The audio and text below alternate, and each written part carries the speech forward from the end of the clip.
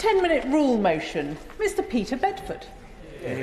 Thank you, Madam Deputy Speaker. I beg to move that leave be given to bring in a bill to make provision for financial education and for connected purposes. Because without it, we are collectively creating the greatest financial crisis of our time. The problem, quite simply, is that we as a nation are not living within our means. There was once a sense that people had certain financial responsibilities to save for a house, to save for retirement, to save for holidays or for a rainy day, but no more. 2/5 of Brits have less than £1,000 in savings, and as a result, money has been synonymous with anxiety. How will we pay our bills, our mortgage, tuition fees, and even our meals?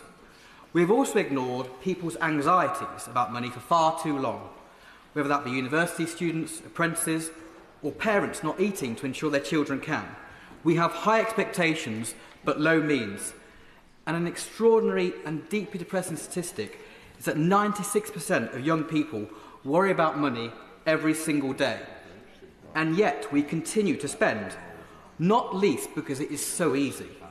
Offers pop up on our screens every day, created by marketing wizards who know exactly where we are most vulnerable, using our search history to whet our appetite for new books, video games, appliances, overseas trip, and in a single click we are committed and plunged further into the red. Around 20 million people effectively pay on account, not to local shop owners who know them and live locally, but through very impersonal schemes, buy now, pay later schemes. And with it, all too easy extortionate rates of interest. The debt just keeps on growing. Now, there is a solution to this, treating the problem at source, and that's through education. Young people need to understand how money works, the principle of saving, the dangers and opportunities of compound interest. Now, this isn't a new idea. The coalition government brought in financial education for secondary schools, and this bill aims at consolidating that learning and extends provision to primary schools and tertiary education, because money habits are formed at a very early age, indeed from the age of 7. Yet many school leavers remain in the dark. 55% of those employing apprentices are aware that many of their workers face financial difficulties.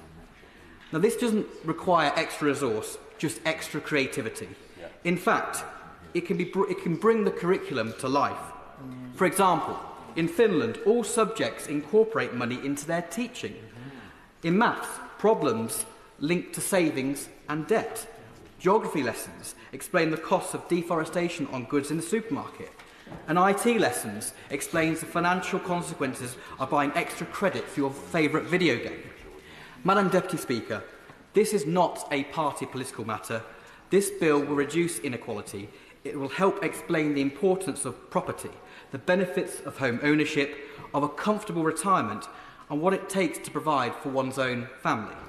Madam Deputy Speaker, I have spoken to bankers, teachers, children, parents, police and employers, to councillors and accountants, magistrates and lawyers, and whatever their political persuasion, they all agree that money is often the root of many of society's problems, not least because people are increasingly unaware of how to manage it, or what's possible through careful budgeting. Schools should prepare young people for the adult world, yet for all the focus on balancing an equation, there is no attention given to balancing one's own bank account. And for the many hours spent generating interest from past events, none is focused on meeting interest payments on a future loan or mortgage. We are sending our young people out into the world, putting them into the game of life without even teaching them the rules first. 50% of the British public would fail an OECD financial literacy test.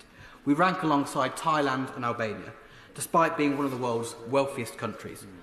No wonder only 1% of teachers believe their pupils possess adequate financial skills, or that 67% of young people do not feel confident planning for their financial future.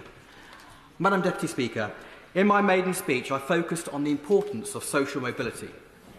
We didn't have much, but I couldn't always attend school trips, or we couldn't always have the heating on.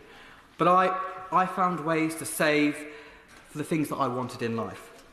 In an age when many believe that responsibility of toothbrushing should be handed to teachers, we cannot leave our entire financial future to materialise like magic.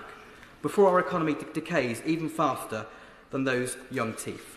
As a country, we have to balance the books, and that starts by understanding the principles of money.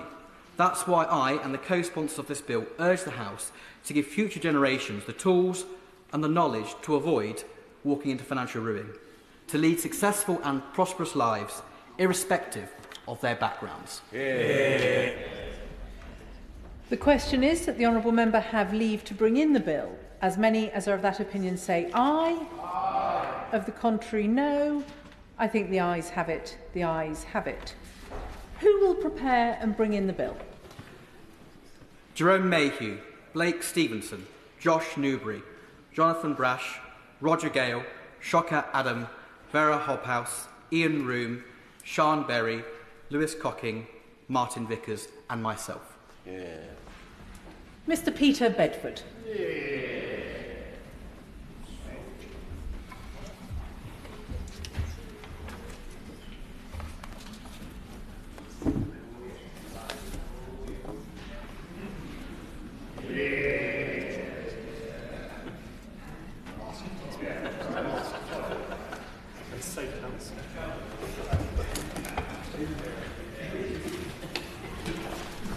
Financial Education Bill.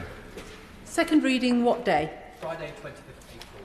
Friday, the 25th of April.